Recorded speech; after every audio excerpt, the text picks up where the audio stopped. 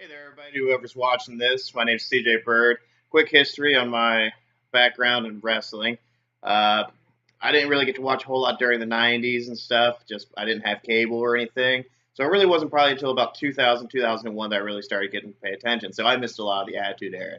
I mean, I've caught up here and there, stuff like that, but my knowledge on like all the Raws and everything that happened there, I wish I knew better, but I don't. So pretty much from 2000 on, I've been a wrestling fan. I would say probably, I don't know, probably about 2006 and stuff.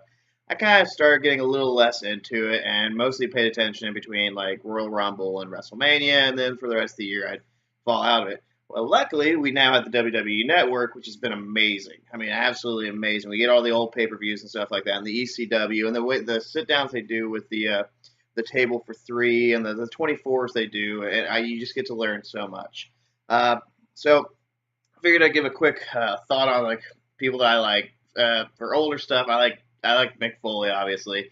Ric Flair. I actually am a very big Kane fan. I think for a 7 foot tall dude, I think he's done great stuff.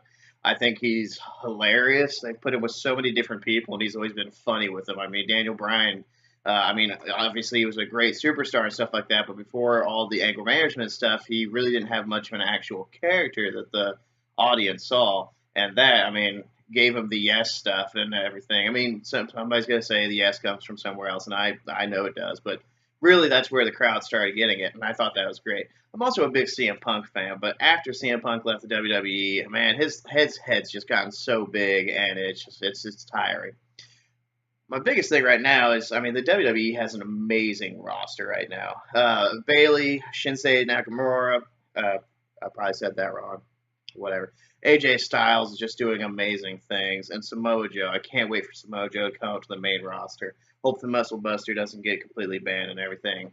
Um, I think just right now it's Bray Wyatt. Also, I mean, there's person after person after person that just do amazing things right now in the WWE, and I'm really excited for the product.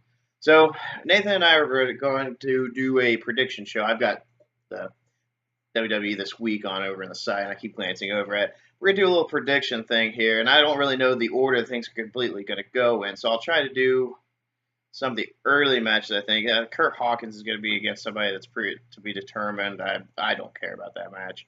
Honestly, it's probably the person that's to be determined. Nikki Bella and Carmella. I'd rather see Carmella in it. I don't really know much of what's going on there. The Randy Orton Bray Wyatt. While I enjoyed seeing Kane on a pay per view last month, I really don't think he should have won that. And unfortunately, probably Randy Orton's going to win this, but really Bray Wyatt needs a win. Bray Wyatt needs a pay per view win so bad. I don't understand why they just keep jobbing him. It's really hurting that character. With the Dolph Ziggler and the Miz match, I've heard that obviously you guys probably heard it too that the Miz is probably going to transition to an agent in the back. Uh, I'll be sad to see him go. I think he's a hell of a wrestler. He sells like crazy and stuff, and I understand sometimes his matches get little bit where they're the same thing and stuff, but really good stuff. The Miz has been impressing me also recently, so probably the Miz is going to win this one. Hopefully clean, I guess, and I don't know. I mean, if Dolph Ziggler's going to be done wrestling, at least he had a good time to show us. Heath Slater and Rhino against the Usos. I'm actually really liking the Heath Slater and Rhino tag team. It's goofy, I know. It's the whole redneck thing, and Rhino just isn't quite what he used to be in the ring. He's still okay, but he's not great. Heath Slater's doing okay. Usos is heels. I don't buy them as heels. They're trying to act all big and bad, but no. Let's see, the big match with the four teams Vaudevillians, the Ascension, American Alpha, and the Hype Brothers. No clue what's going to happen there. I would assume it's going to be American Alpha. I know they're trying to build them and whatnot, but I can see anything coming from that. Plus, Zack Ryder sometimes gets a big win. Sometimes. Rarely. Now, the Jack Swagger and Baron Corbin, I honestly sometimes forget that Jack Swagger is still in WWE. I don't watch a whole lot of Raw and SmackDown. I mostly just read what happens and check for the big news and stuff. I really enjoyed the We the People stuff, and I mean, I don't know. I don't like Baron Corbin at all. At all. I know Nathan likes him. I think he's a waste of space. So, Jack Swagger for me.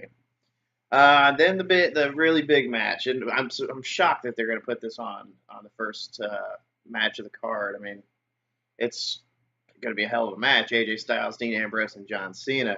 Now I know there's a lot of talk about Cena winning the World Championship for the 16th time or whatever. I don't see that happening tonight, and I don't see Dean Ambrose doing it either. So I'd say if anything, I think AJ Styles is going to pin John Cena clean in the ring. Honestly. I think I've heard something about that John Cena has to take some time off to record a new show or something like that. Whatever show it was he did last fall. So I don't know. I guess AJ Styles probably clean. I'd like to see it clean. Maybe give John Cena some time off, have him come back around December, maybe in January at the Rumble. We can always talk about the heel change. We know that's not going to happen. So looking at this card, it's really not the best card I've seen in a while. I'm gonna like the 8-man tag match just because it's gonna be all the people running around. The Swagger and Baron Corbin match, ugh, no, I don't care at all. I thought there was the other women's match is taken off because of Becky Lynch being hurt. That's really depressing. Although really, Becky Lynch isn't like she's not quite my cup of tea. She's okay, not great. So, hopefully it's a good night, and I hope you guys enjoy the show, and I'll see you in the future.